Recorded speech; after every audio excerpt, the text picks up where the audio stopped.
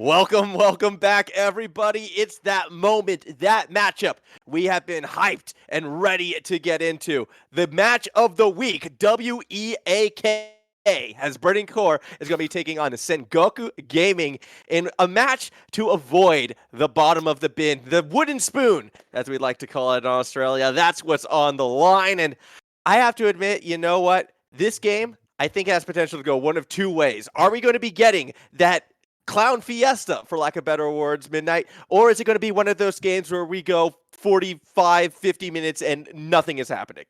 So I would equate this game to watching like probably the higher tier NA teams duking it out, to be honest. So it's going to be a little bit of a Okay, hang on, Midnight. Rule of thumb is here. If it doesn't please the producer, we don't say it. So watch your tongue there, kid. Hold on, I will defend Midnight. I'm going to defend Midnight real quick. The higher tier NA, that's just OCE. Exactly. There you go. Well, makes sense. Oh, we're making enemies today. But yeah, anyways, Midnight, I'm sorry. Continue. So this game is going to, I think it's going to go into just, the first maybe 5-10 minutes are going to be relatively clean. And then, if anyone remembers 2015 Unicorns of Love in the EU LCS, that from 10 minutes onwards, which is, for anyone who doesn't remember, League of Legends in a chaos or like boil. It was brilliant. It was chaotic. And you just fight every 30 seconds. It was brilliant. And that's kind of what I expect between these two teams, especially, in the later stages of the game. I mean, perhaps if we do well and truly turn our brains off and just go at it, that could be where this game goes, especially with the desperation each of these teams might be facing. However, that desperation can also make diamonds out of coal, and we could see something perhaps a bit more structured. So I'm going to throw this one, back over to Nymera in this sense. Like, if these two teams are able to play to their strengths, what realistically should we actually be getting? Like, is this going to be a true even match? I think that Ramune needs to be relevant. I think that they've had the most success playing through bot side, while Paz is playing something holding. On the other side, it's all about the top side of the map. Got an unbalanced map. Have to see which side comes out ahead. Well, that was clean, concise, and straight to the point. If we're going to bounce off that, then do we have predictions for this game? Because let's go straight in it. I mean, this is the game that we should be, laying down reputations on the line for. Who's winning this game and why? Let's go Sengoku. I've got a coin. But all right, Sengoku, a coin, and picks and bans are now on the screen. So I'm just going to let you guys take over. I get to avoid making my prediction. Kind of the best seat to be in. And good luck to all involved. So sneaky. I thought it was premeditated. That's a typical Aussie. We see commitment and we just run away from it as quickly as possible. It's why we're down in this country, ain't it? So let's looking at the pick and bans. I think the one fun one for me is the Yumi gets taken away, and she's upset, man. Just welcome to geopolitics with the LJL, I suppose. But yeah, I mean, NC always was a Yumi player back when it was very meta back in spring 2020. Of course, that was with Yutori Miyashi, and not with Gango back then. However, Burning Core, though, first pick up the Renekton, which Ramune piloted to such great effect in their first win of the day, and now they have given up the Ziggs, which I wonder if that's a bit of a mistake. I wonder if that's something which you could have heard Yuhi on and said, look, even you could be safe on this. This is not a champion which is easy to get picked off on. On the other side, though, seriously considering it for Gango. I personally am not a fan of the Ziggs still. I know it's quite popular. I know it is very strong. And I think if you play the Ziggs, you must play Leona, which is what they've done. But I'm still just not sold on it personally. I much prefer to see, traditional AD carries down there.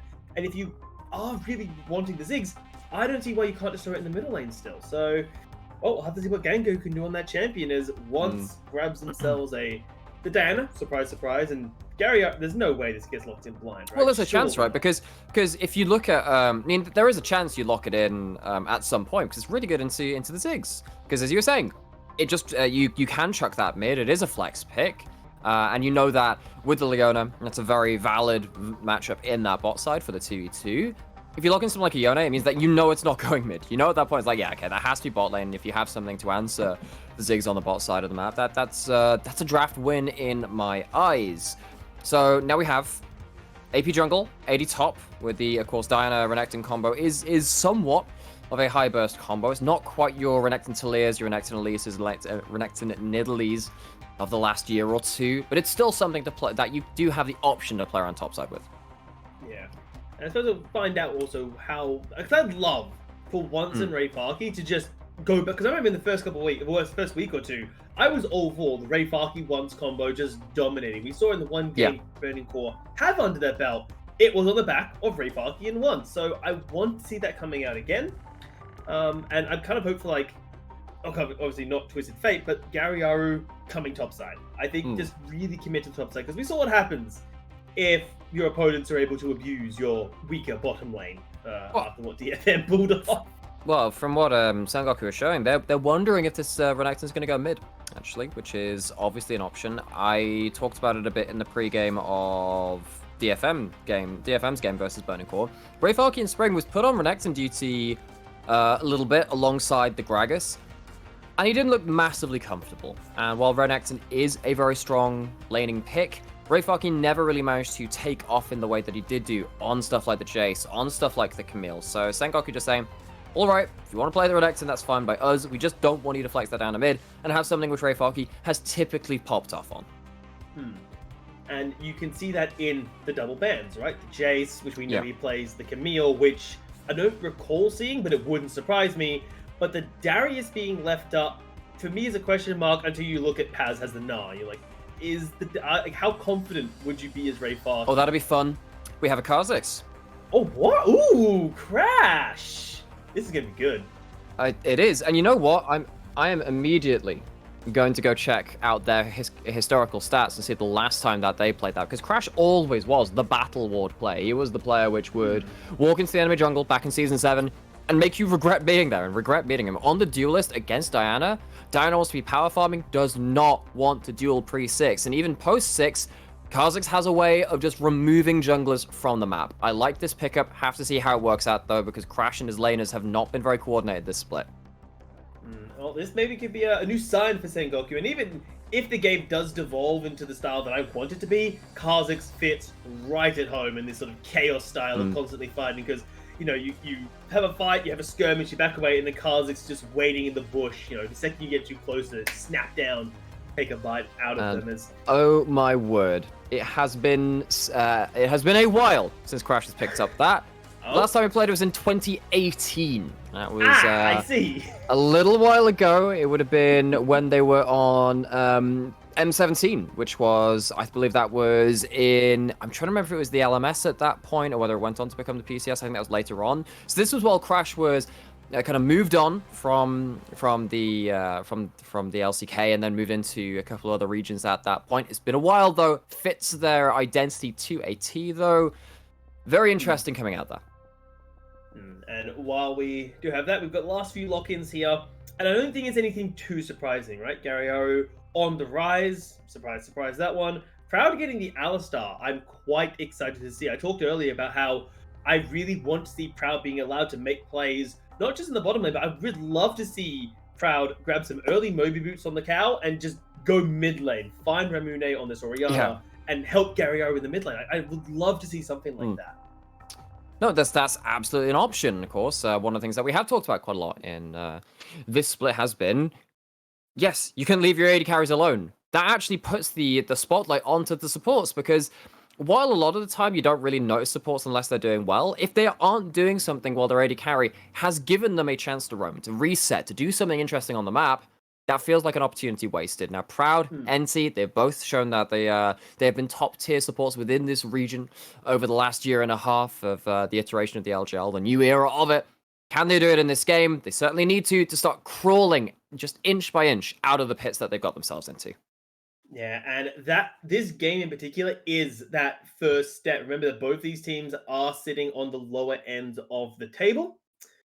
So whoever can win this is going to be in a better position. I'm not going to say a great position because, you know, to be in the position they're currently in, a few mistakes have been made along the course of the split. But it's at least a sign of life for them and against what you could consider, you know, the main rival of their opponent coming into this. Because both teams haven't exactly got the greatest... No. So, I mean, obviously I have my own opinions on this and stuff like that then, but... Of course, we talked about, what's going wrong with Burning Core, what's gone wrong with Sengoku.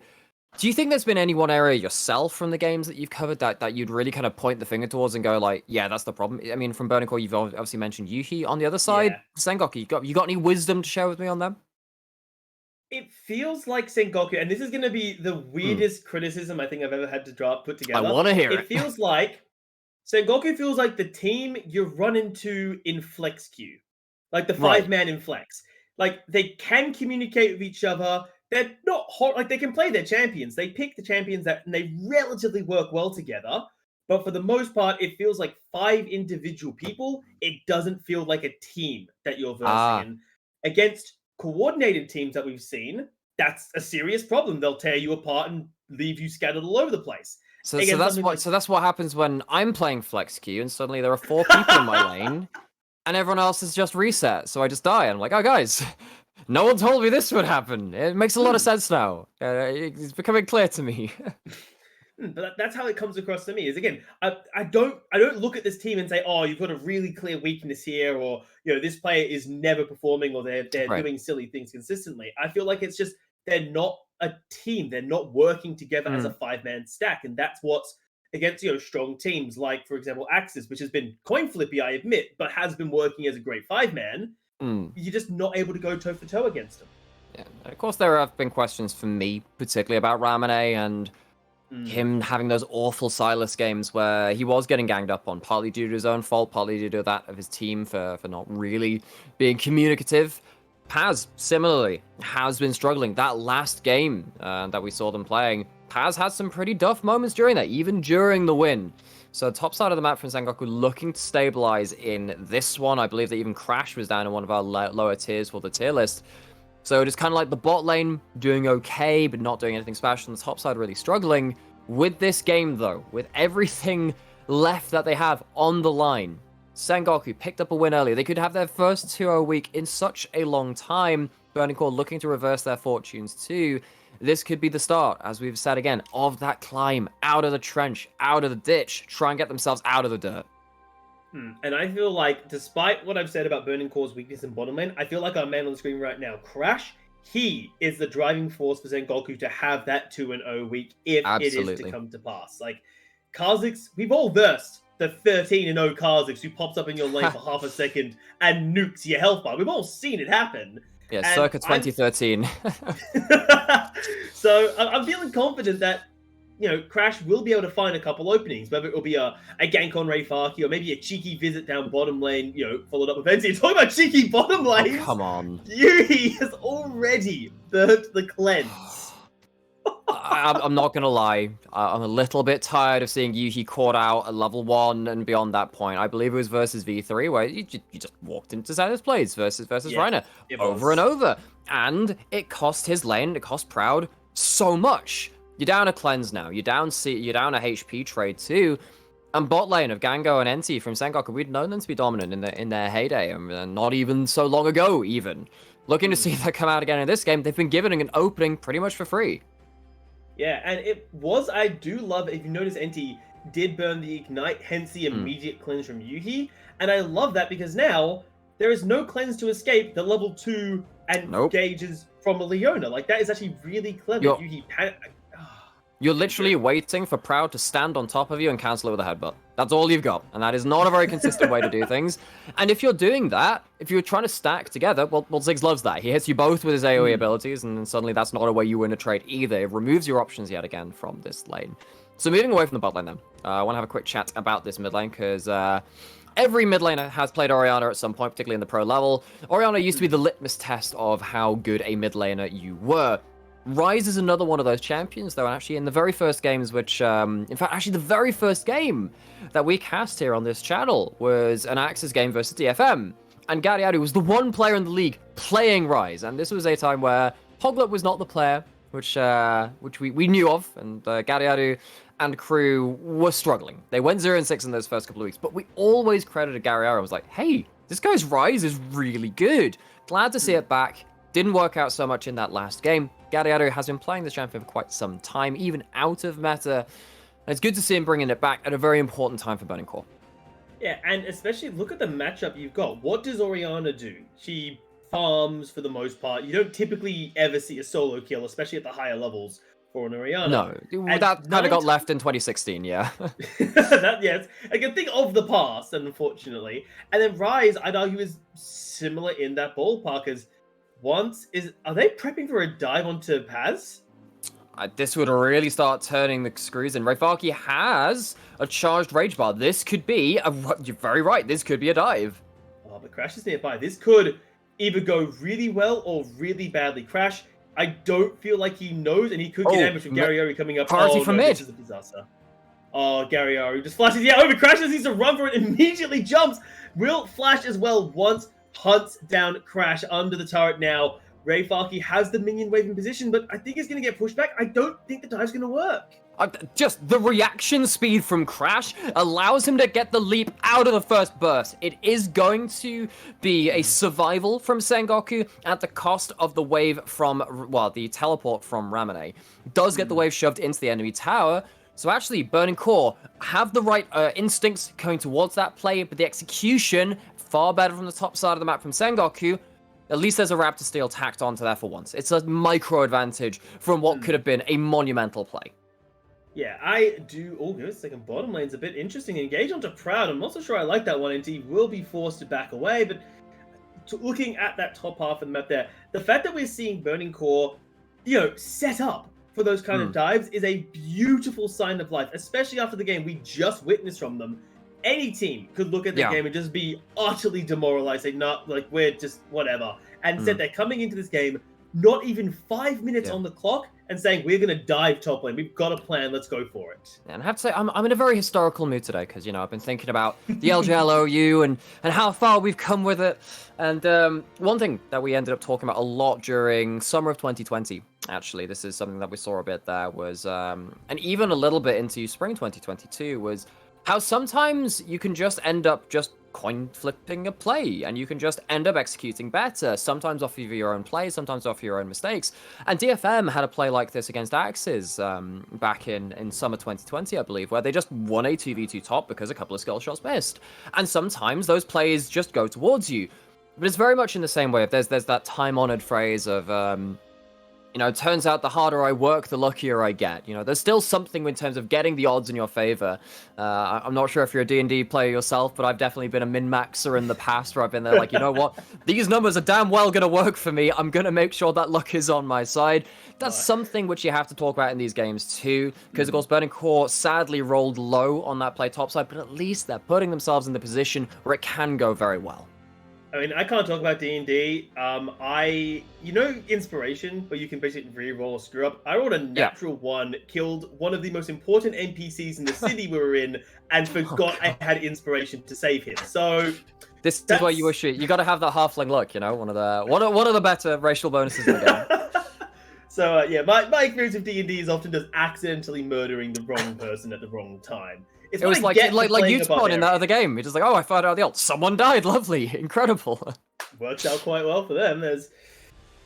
So far this game feels it's a very slow game, right? We had that setup for the dive. We had the immediate, flash from Crash to get out of danger. And while the junglers have been posturing, right? We saw Crash lingering him out of the mid lane. We're seeing once coming through a visit down bot lane. Nothing's really happened. So I'm very interested. Are the junglers just going to let this stalemate continue? And particularly Crash, maybe it's just me, but I do not like Kha'Zix's that just power farm. I feel like force objectives, do something with this Kha'Zix. Well, if you remember back to Season 6 and Season 7, that was back in the day where you actually, Season 6 particularly, Season 8 is where it started changing a bit, but in Season 6 you would Q-max and you would just hoover through the farm. And because there was no camps available on your side of the map, you just consistently be available to respond to threats. There's going to be a play here. Let's see if he can respond. There's actually nothing going to be said about it as Ramune does exit through the correct path. But I think what I loved about this play more than anything, I don't care that the play didn't work because I don't feel like you lose much from Burning Core here. But again, we're now seeing Proud on the roaming duty, specifically for the first objective. For some reason, it's Rift Herald. I don't get my head around it personally. I love dragons being the first objectives, but first roam out of Proud. Yes, it doesn't net a kill, but I love seeing, again, a support that I think is underutilized, underappreciated. getting some of that global map pressure out. I agree with the whole dragon point. Dragon stacking, obviously very powerful. But if you end up spending too much time on a dragon, you give up a lot of like your opportunities, right? Where you kind of like, you build up pressure through your lanes, through your jungle pathing, and then you get a chance to use that at certain points. Dragon has actually been criticized, actually, in the modern kind of state of League of Legends in this last season for just being overly prioritized. Because if you're using that, giving up a herald, giving up a dive top, giving up kills, suddenly that all of that you've built up has kind of not paid off because you're kind of putting that in the bank for the future. Crash, though, with the Q Evolve, does have incredible individual objective damage at this point. Gadiadu has moved topside to secure herald at the same time, however, and it's a trade of objectives. Yeah, trade there. I'm always critical of the Rift Herald for Dragon trade, especially the first one, because I see it so many times, and not often in the LJL, but I still often see they'll make that trade, and then the jungler who has the Rift Herald will not drop it until turret plays fall. And I think that is the most heartbreaking waste of gold you can have, full stop. The only time I don't mind that happening is if then you can use that to secure a dragon yourself, where you just put the herald mid, or you put it somewhere else, and someone has to respond to it. Therefore, meaning that they don't have those numbers of the dragon, they can't win that fight. Also, you can give up a dragon and kind of give up the first 2 dragons even, because, you know, that's the kind of a point which you can fight back from, and take a mid lane turret. Mid lane out of turret is probably the most important early game objective, which is why it is defended so fiercely, particularly when you have control mage matchups, when you potentially can have a Diana, have a Kha'Zix diving in at your mid laner that's gone there to wave clear. That turret is all too important to make sure that you still have presence and vision control around that area of the map. So I think if you use Herald for that, even without the plates, that's a very good use for that objective. Yeah, and that's why we have 2 heralds, because you can just drop the first one for gold, second for turret plates, and if you drop them both in the middle I thought it's because lane... the first one was lonely.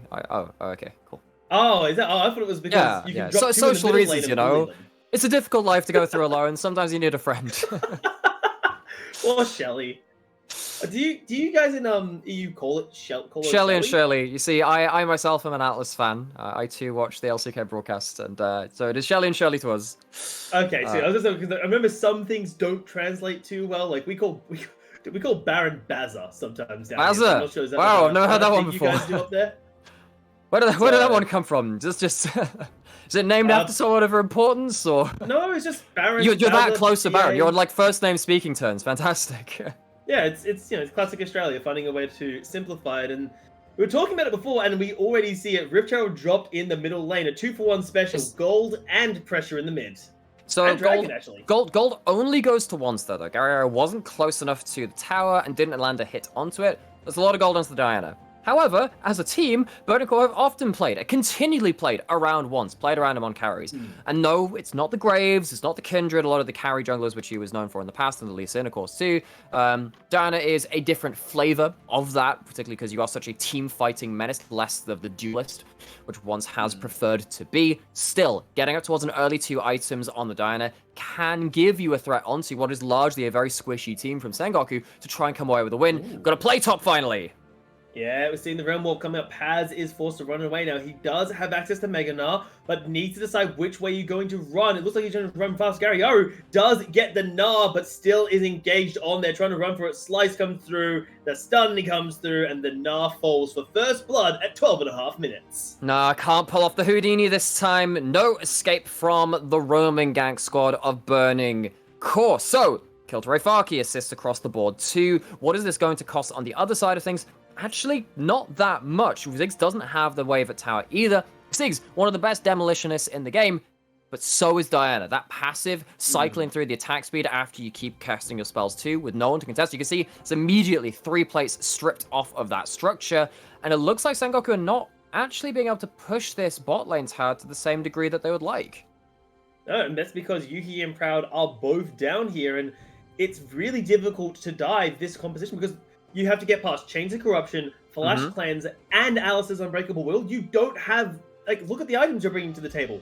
You don't have something that looks at any one of those champions and says, and you're dead. So I'm going to call it out again. It's Leandri Ziggs. I'm not a fan. Go Ludens. Ludens is fun. Ludens is nice. All hell Ludens. I get it gives you some extra ability to, you know, chunk through some of the tankier members. But if you're gonna play with the Gnar, with the Shockwave, you want that instant burst capability. And Leandri's just doesn't give the same level as Luden's with the flat penetration and how cheap it is as an item too. Of course, Leandri's had that same cost reduction. I'm just a bigger fan of that. Okay, rant over. Let's look about what happened top. Because Paz, he tries to outplay. And at the start, it's thinking, okay, all right, Mega Gnar, Flash, there are tools to be used here. Potentially could have gone down towards the bot side, try to get over the wall, bring them on a bit of wild goose chase. Of course, the Mega Gnar doesn't go into the wall. He's trying to buy some space instead of just buying some time with the CC. The Rune Prison comes out too early, though, and of course the Wraith actually might have been the Renekton stun instead. Either way, stunned up in place long enough. NC with the closest timing on the E ult midway through the cast. Does not land the CC. People are very quick on the trigger here with their flashes. We saw it from Crash before. Once it's the frantic just phase. now. We called it. It's frantic. No one wants to be the one to make the mistake to lose your team. The game which sends them spiraling out of this split. And I really like it. It's good discipline. It's not the thing of, oh, it's coming in, I'll get hit by it and I'll flash to escape. It's, I'm not even going to get caught by this. I'm getting out of there. As Dragon number 2 is taken down. Burning Core, the recipient of the Infernal Dragon, and Mountain will take Summoner's Rift here between these two teams. As only trading at 1 apiece. This game, I'm getting this vibes now. This isn't going to be the 40 kill bloodbath that I was really hoping for. This is going to be a 40-minute macro game between these two teams. Yes, it's a game already being described as happening today. There's nothing really explosive about it right now. As you're saying, there is a little bit of that tension hanging in the background, partly built up by us, not necessarily by the gameplay, but we know the stakes in this particular matchup, and it is worth, of course, keep revisiting and revisiting again, because we know that Sengoku were finalists in Spring, Juggernaut winners of Spring as well. Didn't end up taking that title, but of course, a lot of asterisks on there with the patch change. Sengoku fans will be left forever ruining that split where they could have taken down Dead Nation, Focus Me, the old rivals of every team within this region. And of course, in summer again, ended up using that powerhouse roster to some playoff success, sadly bowed out earlier into playoffs at that point. But this is a team with pedigree, a team with historical results, and wanting to go that far again. Not going to be happening this split, though. It doesn't look like it so far, certainly not in this early part. However, if they lose this game, that's it. That's consigned to the record books. You will be out of playoffs, and what a fall from grace that'd be. It would really hurt here, and so far things aren't looking brilliant for them. Yes, it's only a 1,000 gold, but look at the map. 2 turrets having fallen for them. The top lane, which is a pain, but not the end of the world. But I think the more important one is the one you highlighted earlier. The mid lane has fallen courtesy of the double Shelly charge. So now Sengoku, whenever there's a contention around Baron, a contention around the Bladed Dragons, they've got nowhere to hide. They've got nowhere that is securely safe. Yes, and I might have a bit of a bone to pick with someone in the background. I've got a favor to ask of someone in the back room, whether Ebrom's listening or Chimo as well. I'm going to have to lodge a complaint to the LJL. Because at this point, more towers have fallen than champions, and frankly, I'm not having it. I'm not about that life. I'm wanting to start a petition to level up the bloodiness of these games. I would agree with you. I love bloody games, but I feel like the players even know what's up. And I noticed a little bit earlier, look at Crash's first item.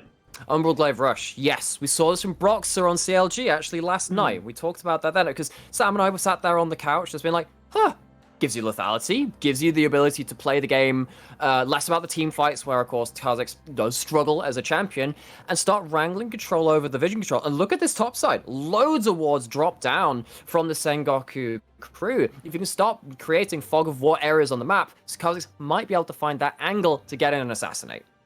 Oh, Solar Flicker. Now Yugi immediate cleanse to make sure that there is nothing slowing them down, and no fights continue as the objective timers are the big things on the screen. 2 minutes until both of those come out to play, and this game is nice. I'd say normally I complain about slower games, but I like the fact that this game is nice and slow. It's not a frantic rush to try and survive. It's Sengoku saying, okay, yes, it's...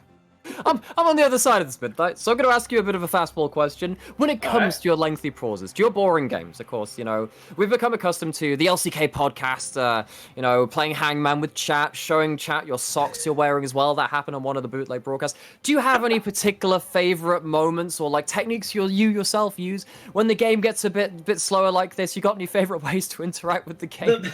The problem is I'm so used to OCE games where we don't get this. Right.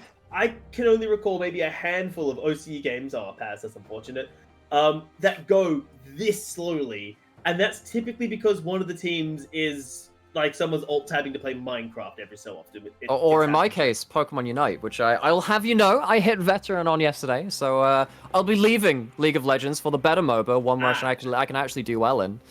See you there on a mobile screen near you soon. Is it coming onto mobile soon? It will be in later into the year, yes. Currently only on Switch, but I'm actually dust that off and be like, all right, may as well use this console for something, because I haven't really used it for much at that point. And dusting off the cobwebs of top lane, Sengoku looking towards there again, and once again, not doing anything of importance. It is partly because Ray Farkey did know what's up, so they backed away immediately. Good read on the map. And Garyaru is just sort of free to push down the bot half. So that's, once again, it's just a trade, right? You're trading top half map pressure for bottom half map pressure. We've had quadruple the amount of kills on towers than we've had on champions. I can't take it, Midnight. Look, okay, I am a color caster. It was once said back in the day of Monte Cristo, who is, one of my casting inspirations. Okay, sure, that's the best use we've got from Mega Inferno Bomb at this point. Just tried steal buffs, but, you said, Monte Cristo's favorite game would be one where there are no kills, and it's just like 5 towers and no kills at 20 minutes because the rotations have been that good. Sadly, don't think I can apply that adage to this game because it's actually not necessarily been lethal-minded. It's not necessarily been playing around the power spikes of any of these teams. And even as a color caster, you can start, appreciating the slowness of some games and what it leads to, and why these teams are being slightly more tetchy about these situations, a bit more anxious about making plays. But also, I love my junk food games too, because I love my good rational ones, but I love the games like the last one where it is just blood. They're not actually good for you. They're unhealthy to watch as a color caster because they set you to have unfair expectations about how the game should be played. But damn, do they taste good. Exactly. It's the comedy. You get to watch amazing fights. You're like, yes, this is what I want. That's what made me a play-by-play. I looked at a team fight. I'm like, yes, this is everything I love about League of Legends. I want it. Things like, yeah, I mean, well, that's an interesting question because I got into casting because, I used to talk about it a lot with friends. It was a lot of my social life. And then, just, I was talking about it on the couch. I thought, why don't I do this into a microphone? Did you have a similar experience with that? Or you just had a revelation one day that you wanted to start casting? I had a revelation, which was 2015 Worlds. FKT versus Two Tigers. I would talk about it more, but it looks like there might be a fight. You are completely wrong. Keep talking. All right, fine. But yeah, so I went to 2015 Worlds, had a brilliant grand final, came back to Australia, and I said to myself, like, I really want to get involved in esports, but my mechanics are garbage, so where do I go from here? And then I figured, well, I don't shut up, so I might as well give casting a crack, and here I am, like, nearly 7 years later. Funny you mentioned 2015 Worlds, because of course that was held across Europe, and I'm a Brit myself, you can tell from the accent, I know it's horrible. But I went to the quarterfinals there too, and that was the first live esports event that I went to, and that was a real awakening moment for me, being in a crowd of so many people being that passionate about the game. I started watching the year before that in 2014. That's when I started getting involved in the League of Legends scene, and I watched a lot of stuff in 2015. That was the time where I got acquainted with the LJL, actually, for the first time. It didn't end up really kind of revisiting that passion for several years, up until 2020, but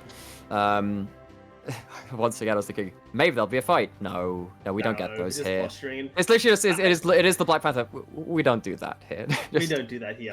Instead, we make what I would consider questionable Baron calls from Burning Core. I really don't. I'm really worried about this. I don't like this at all. I think this has to be a sneak. Once can't. Well, the thing is that Once has 2 items now. Does have 2 items, and they have very strong team fighting items from the Diana. It's been seen.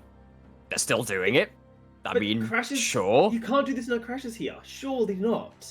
Probably not, because if you jump over and particularly because level advantages don't. Oh, there's a pick. We got a fight! We got a fight! Let's go! It's a kill! Paz is dead, and that is it. It's taken 23 minutes for 2 people to die on Summoner's Rift. Oh, I'm so God. happy I got to share this moment with you, Midnight. The first time we've seen a kill in 13 minutes. I'm so happy to be here. And I kind of am, I guess. I wish it'd been a bit more bloody game. Kadiara, he's probably taken more damage from the Baron than he's done from enemy champions in the whole game at this point. It kind of feels like that with how slow this game is being played. And maybe it's just me, but that kill for Burning Core, it's nice, but it doesn't give them anything. They're not going to start Baron. They're not going to have an advantage on the dragon that spawns in a minute and a half. It gives just them annoying. hope. It gives them hope. Midnight. It gives me some damn hope. I needed it. This has been one of the... I mean, okay, so... what we are looking them to beat, and sadly, this is another memory where, again, I have to go historical, gotta catch everyone up in chat and yourself up on this as well, is Spring 2020. I cast the most boring game of my career, and that was Sengoku, also again on the Rift, versus V3. It was 57 minutes, and there was something like 14 kills total. It was awful. It was terrible. I hated it to the very core of my being. It broke me as a person and reforged me anew. Let's see if we could get it ended a little bit shorter than that, whether we're going to go back a year and a half in time and relive that. I feel like we aren't going to go that long, and this might sound like the start of a jinxing, because actually don't say that.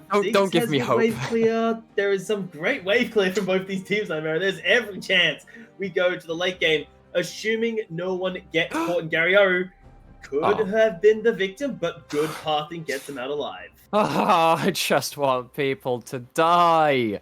I think so. Like again, you can see the tension and the anxiety around starting these fights. We have ourselves the JRAM set up.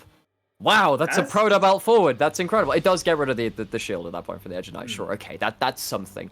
Interesting, of course, that the Kha'Zix hasn't gone for a mythic at all. Of course, going for the more defensive option and the utility alongside, you know, the defense from the Edge of Night. And then Barret. No, Yuhi, no, Yuhi, no, run! Yuhi almost getting caught up, and that stops the Baron because Yuhi was late to the plate. They can't actually do the Baron force now. Crash can go back to the... Wait, are they actually... What's going on? What is going on this game? So I don't think you could have done the Baron anyway, because there is a Zigzalt and a Mega Gnar. This is not the play and not the split of the map you want from Burning Core. I don't think they understand what the enemy composition can do to them in the pit. I think they've been blinded a little bit, deafened by the silence of this early game. We're like, oh yeah, sure, there's nothing that's going to happen, right? Surely nothing's happened before. I just don't think they understand that if you go into that pit, there's only one way out, and that's through the ultimates of Sengoku. It is incredibly risky. Yes, if you can pin some people down and take those pieces off the board, that is the way to play these fights. But they don't have the vision to ingress into the enemy jungle. They don't have a way to spot out these engages, and they don't have a way to really deny what Sengoku want, unless, of course, you keep Crash on the bot side of the map and they start it up when he's not there. Lovely. Yeah, they could try and force it. I have seen Orianna steals in the past. Crash is getting close, but he's not going to get there in time. Goes for the steal. They steal it! Oh, God, no! Oh, not like this. Oh, God. Oh, Burning Core, no. Oh, save me, Midnight. This cannot be happening. The worst part of all... I cannot take this. Because they're not going to do anything with this. I can guarantee nothing's going to happen from this. So they think that, of course, this is going to be fine. Kha'Zix isn't there. Well, sure, your smite is 900, and, well, the bomb and everything else is going to be a lot more than that. Goes down to 500, it's an early smite, and oh my god, Burning Core, for all your anxiety, for all the apprehension at looking for an engage, you have completely...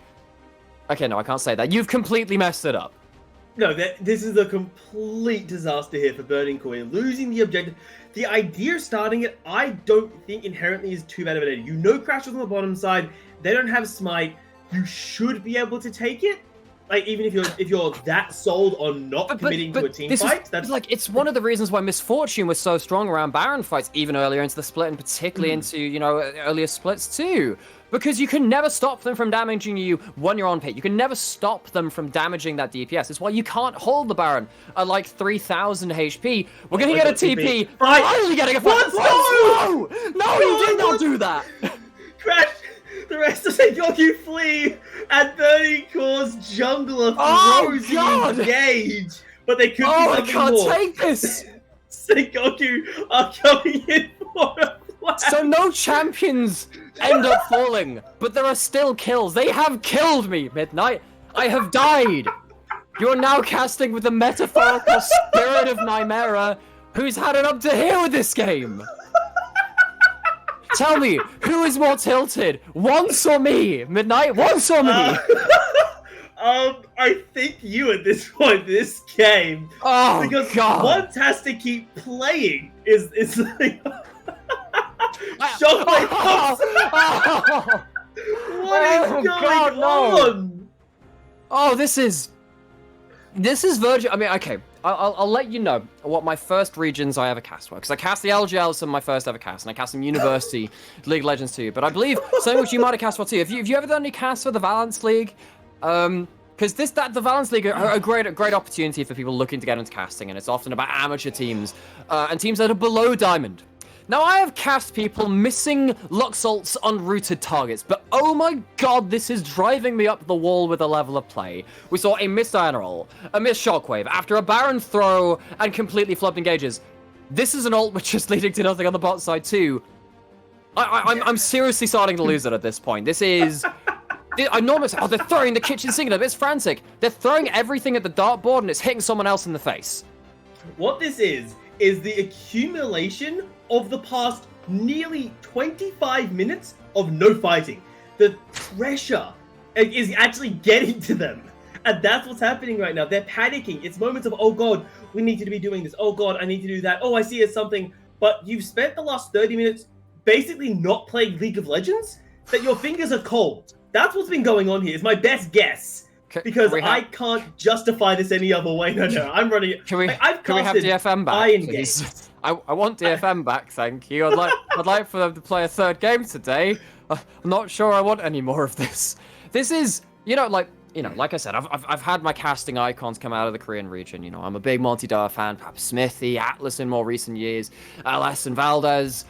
And now I'm starting to understand what drove them to be the charismatic personalities they are. Because if these teams aren't going to carry the games, then sure as hell we'll have to, in the Jin Air experience in the LJL. This isn't even a Death Bush, it's a Death Rock, a new invention, I guess, for the Mountain Rift. And it still leads to bloody nothing. You're bloodthirstier than I am, mate, and I'm the play-by-play. This is great. This is getting blood from a rock. Well, we might get some blood. Burning Core are forced, looking like they have to come down here. It will be Dragon number 3. So in theory, you could give this up if you're Burning Core. I don't even have Soul Point yet. We don't have Soul Point. No, but we'll have a fight. Look at this. Look at Rayfaki. He's looking for something here. Paz almost has Mega now. We will get a full 5v5 team fight. 30 minutes in. Once is hit by the Solar Flare. Once is hit by the Mega Bomb. Rayfaki is caught out of position. We might get something here. Paz is looking for something. NT's been abandoned by his team there. No! God, no! Someone die! No! No, don't do this to me! Please! Oh, God, please! No one Looks died! like both teams will escape with no casualties across the board. I can't do it. I can't do it. Are you okay there, No, mate? I'm not okay. I can't do it, Midnight. My soul, there is a soul point finally. No soul claimed. That's partly because my soul's been broken. Thrown to the wayside. Thrown to the wayside, shattered into pieces. Scattered into 100 pieces like the Osiris god of old from Egypt. Oh, Never to be collected together again. See you in the underworld. Whoever is in chat who has watched this alongside us, let you just be aware you have watched the breaking of a spirit. Oh, once run! Once can be in choke, once is fine. Never mind. No, have you not learned from this last half hour? This is. So we've mentioned Osiris. We've mentioned other mythologies. Welcome to the trial of Sisyphus, the labors of Hercules. Once again, just doing things for pointless reasons, and having to do it again the very next minute. I feel like, Whoever is in chat, who has watched this alongside us, let you let you just be aware you have watched the breaking of a spirit. I I know the Rise ult was used on Barry for no reason, production. I wasn't going to mention that, because I can't take it. Our producer coming in here to try to God. help out is not helping. Can we just also appreciate that this was the marked game of the week for someone? Yeah, with the wrong spelling. EAK. Well, Oh, Barry God. started up, so this could be something once again, but instead of Burning Core, they don't. So I'm laughing too much. They don't want to do this without setup. Once is at less than half HP, so they once again can't do it. Oh, Proud's going deep. Can Proud find anything? It doesn't look like it. Proud's running away. Mega Inferno Bomb splits up the fight. Shockwave lands on 2. Finally gets some death. Finally, blood for the blood god coming out as. Looks like Rayfaki will flee once, and Yuhi also escape with their lives. But finally, blood for the blood god has been claimed. Do we have a Baron? Please tell we have a Baron. Come on, we have to have that at this point, right? Surely we've got it. They're starting it.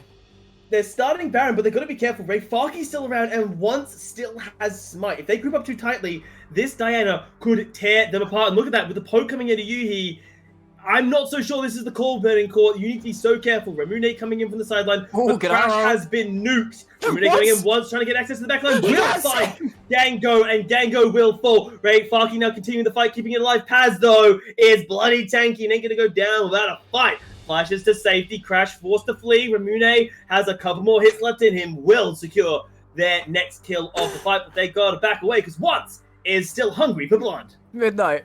We've only just got as many champion kills as tower kills. It took 35 minutes. It took 35 minutes, but we're there. We have more champion kills. Well, it's not even more. That's what I'm having to resort to at this point. I think what's really difficult about these fights, briefly coming back to normality, is that both backlines feel so awkward following up on their front lines engages because they understand the threat of a shockwave. And look where the ball is right here.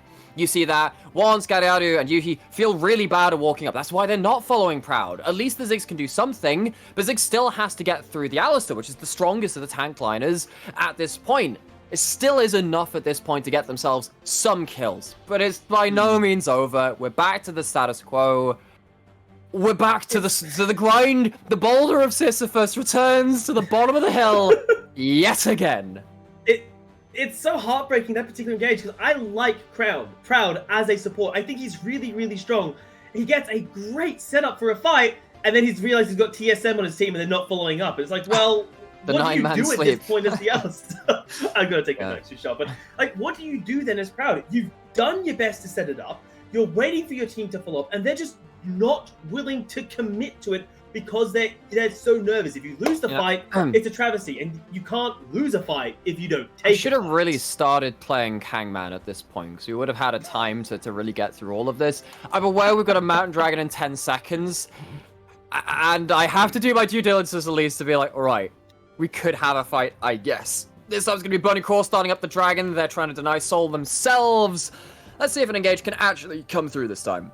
Well, Paz isn't near Meganar, and that's a problem. Oh, But Yugi's on the wrong side of the wall here, so Paz is just going to bully him out of the fight there. It will be secured by Once, and both teams once again looking to bring in a Paz. This could be something. Does he have Flash? The answer is, well, he does, but he's not able to find it. The Realm Warp gets them out, catches onto the beef, but I'm not sure Proud gives a damn. Shockwaves pulls it then in. Once dives into the backline there. Ramune is in trouble. Crash can't find an opening in this fight either, as the rest of Sengoku are diving forwards, but Burning Core not taking the damage that you may be thinking they should, as we have our first victim of the fight, that is Enti, and neither team is willing to commit to a follow-up.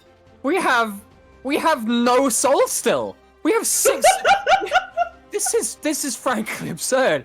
Like, if someone had told me this is actually like a personal vendetta against myself, I would have believed them at this point. Still within 3,000 gold. Dragon goes down, 1 kill, the cost of it too.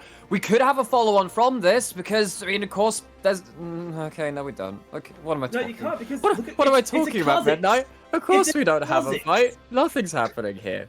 No, because the way that they're positioning... Okay, we'll take a look at the fight first. And I think the heartbreaking here is look at Yuhi's positioning, first of all. On the sideline, no backup, forced to flash over the wall to get to safety. But you can understand what he's looking for. Yeah, there's nothing happens after that point. And then I like what Paz goes for here, but the issue is you're catching Proud.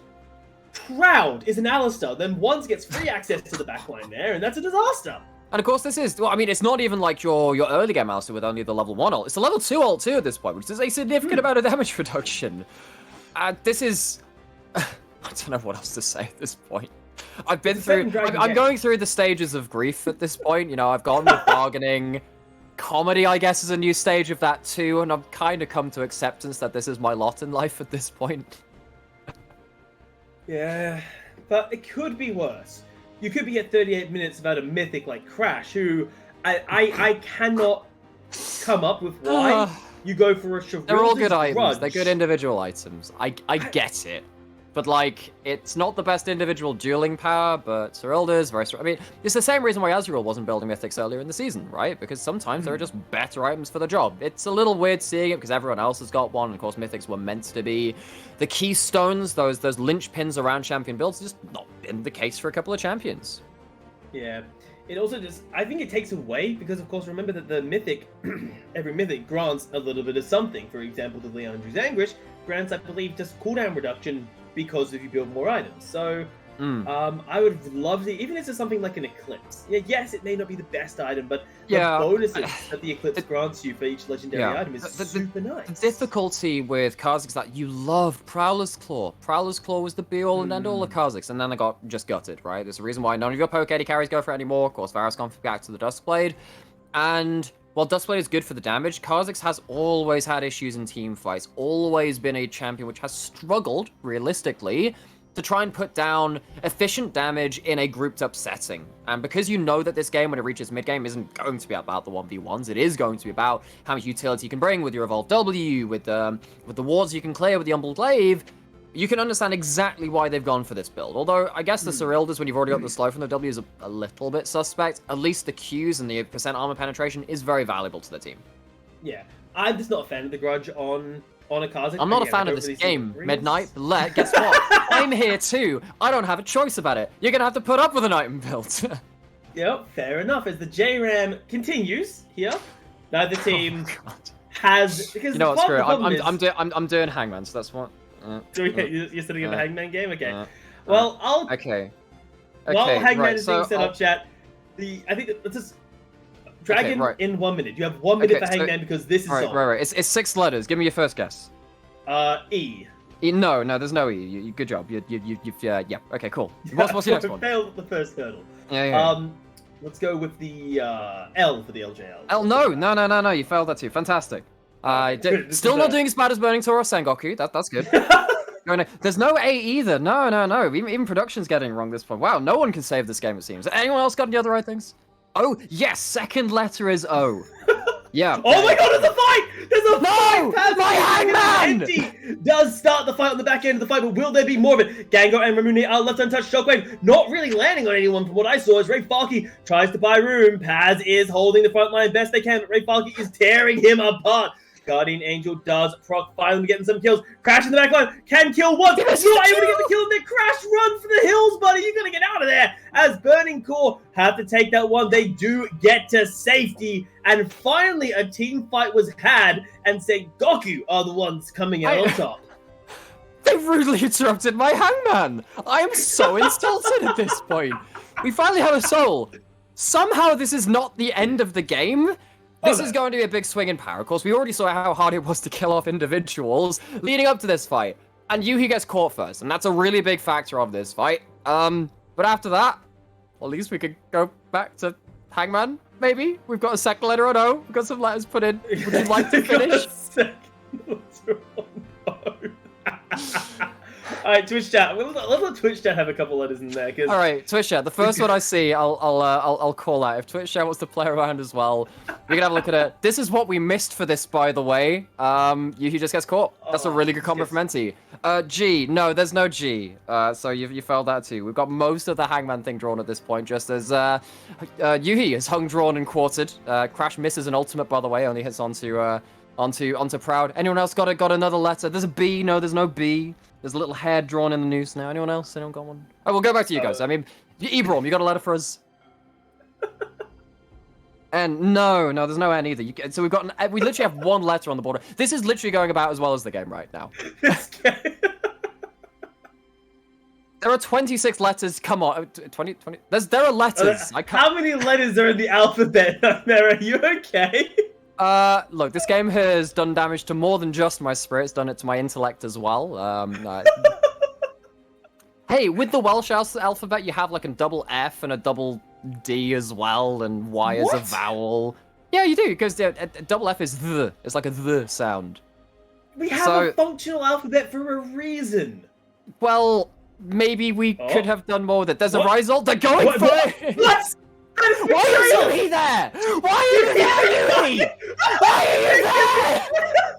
They've been betrayed! Gary Aru's had enough of this game as well. He's deciding he's just gonna let it end once trying to get the fight and crash on the front line.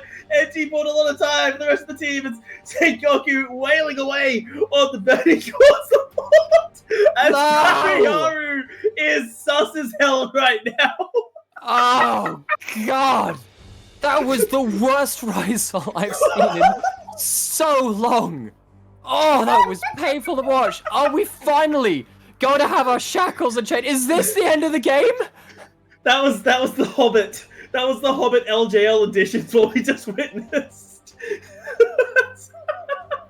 Sengoku once is actually trying to drag. He's trying to intercept the wave. He's trying to elongate the game. Don't try and elongate it, please. No, for my sake, if not yours. Once he's done it though. Look at Sengoku. They're chasing. They're chasing like your teammates in solo queue. They'll get once, but the siege is broken. Burning Core live to fight another day.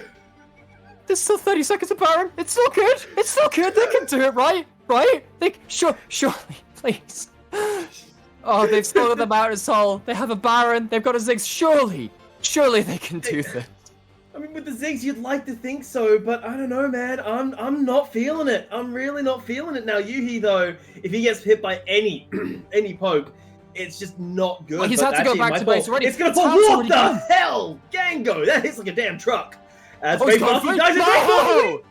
What is Ray Farky doing? Paz gets denied and engaged, but the Nexus is open. They will finally break it open. Sengoku after 45 minutes of hell. It is over, Nightmare. Sengoku put Burning Core down.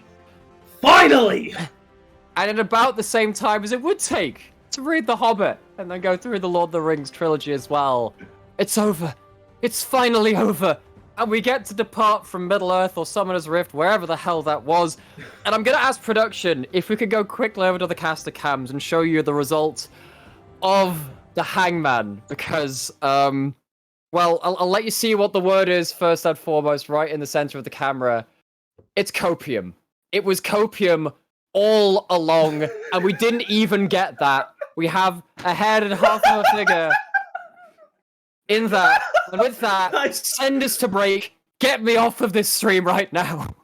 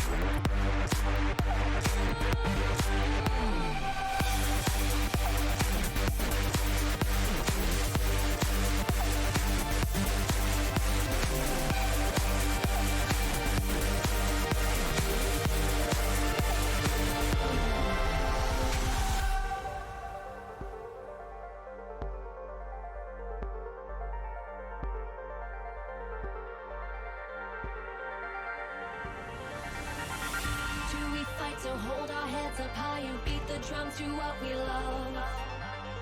Risk the follow, we have felt it all come crashing down from far above. Stars are rising, countless worlds colliding, only one will take it all. Can we bring to fall the giants? Can we make the final call? We are the ones to ignite the darkest skies. The champions. Composure, composure, composure. All right, we're well and good. Welcome back to the officially unofficial LJL English broadcast of a game that I think delivered on our expectations and then some. Look, I warned you guys before going into it. This game could go one of two ways. Either we're getting a fiesta or we're going to get 35 minutes of nothing. What I didn't expect was a mix of both. I thought that game was great. I thought it was the best. No, I can't keep it. Look, I stopped drinking over lockdown, and this game has made me strongly consider it again. I mean, but did you expect anything less? I mean, coming into this one, it was the game of the week, WEAK. You got Burning Core, you got Sengoku Gaming. You don't have a lot of action, and then all of a sudden you have all the action at the end. So I'm just going to start off. A question for each of you. Midnight, you can go first. Best moment of that game and why? Oh, it has to be. Oh, okay, am I allowed to pick two? Because I feel the first one is everyone's, which is Nymera having a psychological breakdown at about 30 minutes. It was great. I'm not kidding. It's literally copium. It's literally copium on the sheet. Mention, but I kind of want to go to the in-game itself, though. In the in-game, it has to be the damn Baron steal, right? Burning Core, we're thinking, if we can get this objective, we might be able to make some headway, we might be able to make some progress. And then Sengoku said no, just slapped him across the face and told him to sit back down. My favorite moment was when I realized I probably could have played about, 4 games of Pokemon Unite at this point, so... yeah, there's that, I guess. I mean, I think my... it's hard to tell, because again, can I bring it back to some sense of normality again, as we so readily have to do in these kind of games, is that this is still a very important win, right? Because Sengoku come away with a 2-0 week. It is not the week they wanted. Absolutely not. I think that the Baron Steel has to be it, though, right? Because just understanding them just throw everything there, when actually they were on the back foot for a bit, that was a real game-saving moment for them. It stalled it out. It was painful to watch in a lot of ways, but it still kept them in the game. And at the end of the day, a win is a win. All right, well, if you're going to be in agreement on that, I guess I'll just throw an honorable mention to once running it down the mid lane at the end of the game and it's somehow buying enough time to stay alive. That in itself, I think it's a special one. Actually, I just remembered my favorite moment, ignoring the Baron. Gary Yaru's Realm Warp, where you accidentally display into it. That was something. Composure. Look, if that Realm Warp flank play almost worked. Like, yes, you can argue. In what world? He died straight away, but the fight went another 10, 15 seconds after that. Like, it still kept going. It's still good. It's still good. All I'm saying is they almost salvaged it, all right? Maybe we need to go back to that team fight and do a more in-depth breakdown to really understand. No. I will. No. I just want to say this, to those of you who stuck around during that post game and to like the random influx of 100 viewers. First of all, welcome. Please don't judge our entire region based on what you saw right there. These were the bottom 2 teams. Most of the games are of higher quality than that for sure. But I don't. From an analytical standpoint, where do you go from here? Where do these teams go from here? Because I mean, you forget about the game. You legit. There is so little to take from this. There's so little to take from it, because you realize that, like, it's a win or a loss, but, like, nothing of importance was learned, really. Like, Burning Core have had a day where they had an absolute stomp in a game where they couldn't achieve anything. What do you learn from that? You literally just try and forget it, go back to the drawing board and move on. That's the best you can hope for from this situation. It's harsh to say it, but that's it. But what about for Sengoku? Because, I mean, we did touch on it. They went 2-0 today. They still have to get to play again tomorrow with this, I suppose, upward momentum in terms of results. They technically are still in the playoff hunt right now. Like, if some things go their way, they can make that miracle run. So do we have to consider Sengoku at this stage a They threat have to a make it into the 0-2 postseason? versus the Hawks, which is just awful for them. They need to get a game ahead of the Hawks. Or maybe if Axes really drop the ball, they can start tying with them because they have the one-on-one versus them. But it is such a difficult road for them either way. Well, Axis was starting to sort of run into some hindrance. Although I will say this, when you look ahead at Sengoku Gaming's schedule, they've got V3. Yes, they've got Crest Gaming next week, but they also have the Rascal Jesters as well as DFM. So if they are going to make that run, it definitely seems like a bit of a stretch. Midnight, throwing it to you though, because you guys still are going to start to throw it back right now. Actually, around that horizon, we've got the Rascal Jesters versus the Sandhawk Gaming, and SoftBank Hawks, sorry, not Sandhawk. That's I the don't know one. where that was, but yeah, SoftBank Hawks Gaming. I have to ask though, looking ahead with that one, where do we go from here? Like, is this a game coming back to reality? I just want some initial impressions of this upcoming match. This match to me is the match that said, because we know the Hawks are going to make their way to playoffs, right? I'm fairly confident making that claim. This game will show us how are the Hawks able to go toe to toe against a strong team. Rascal Jets is obviously top of the leaderboards coming into this week. If Hawks, I'm not expecting the Hawks to win, even though I have marked them down as winning because fanboy, what can you do? But if Hawks can put up a good, solid fight and actually make Rascal Jets have to work for this win instead of just rocking up and winning, then that's a good showing for the Hawks when playoffs do come around. So I feel like Just this game's gonna be more. don't do a burning core DFM because that would be so demoralizing. And this team that does have its own sense of momentum too. And we've seen that work against Axis now. They're going to be an interesting team to track. The Hawks potentially could leapfrog them. That'll be very important for them. Get themselves maybe a more preferential matchup in playoffs at that point. So yeah, there's a lot to be learned, and hopefully my eyes will recover. Well, we're going to give you some time to rest and recover and maybe get a game of Pokemon in before we move on to that next one. We'll be taking a quick break, but when we come back, we're throwing it back even further to the past with our earlier games of the day. It's going to be the Rascal Chesters versus the Hawks. I'm sorry. Composure. That game, I think we all lost a little something right there. So everyone, a communal. Let's take a break. Let's take a deep breath. In fact, I'm going to go to bed after this. I'm out of here. You know what? You guys deal with the rest of this on your own. I'm broken too much inside. And yeah, throw it to break. We'll be back in just a few Big moments. thank you to Ebron for producing these games too.